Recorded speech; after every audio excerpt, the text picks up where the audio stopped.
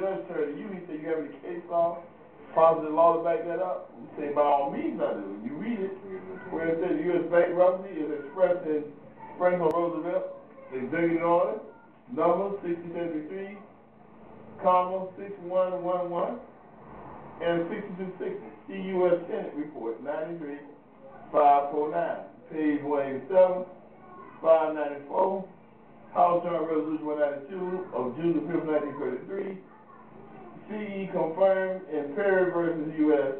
1933, case site 294 U.S. 330, 381, United States Code, Title 31, Section 5112 and 5119. The maximum Moorish Empire. Right here, this case law right here shuts everything down. This is positive law in the United States Code. Okay, now, most of those schools, like school buildings, they supposedly belong to the Board of Education. Right. Well, you know, and I know that the Board of Education, all the buildings, all the material that the school is built from belong to them. Okay. And so we also know that all the land that is on it belongs to us. Okay, let's go to this case right here. So let's go right up here. What happened in 1933 too? Where they make a ruling right here.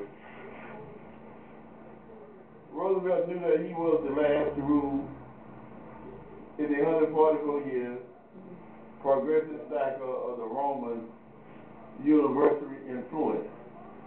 When he established what? A new order, a new deal idea, and broke the Roman order by ruling for 12 years, which is the measurement of man. When Roosevelt was given those famous fireside chats, he knew what was taking place. The beginning of the gradual return of the keys of power to the rightful owners, the Moors.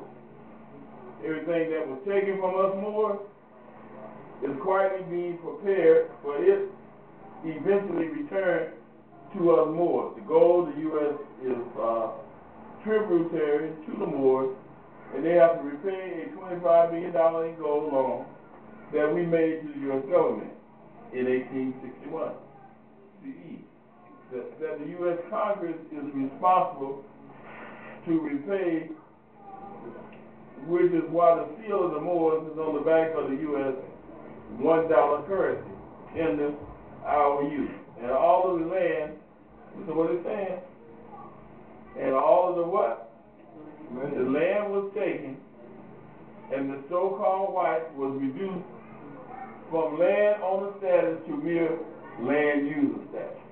Now, when Ross McLeod and them talking, they're not talking about that.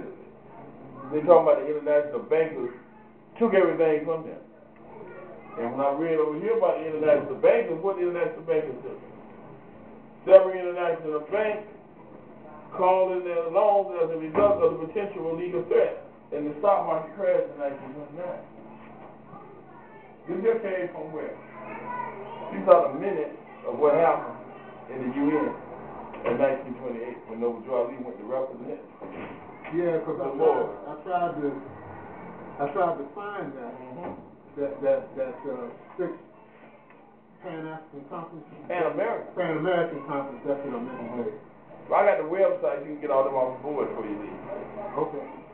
Get all them off the board, and I got the minutes, but see, somebody stole all my books. Okay.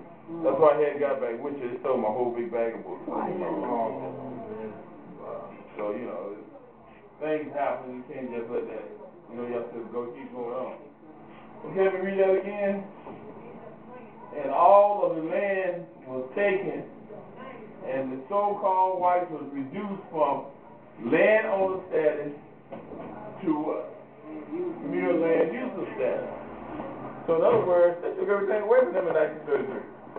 We didn't lose it, but we as a people, which they gave up our title nobility, it's important to know who you are. You see what happened to the people in Louisiana, they didn't know who they were. They didn't know the law.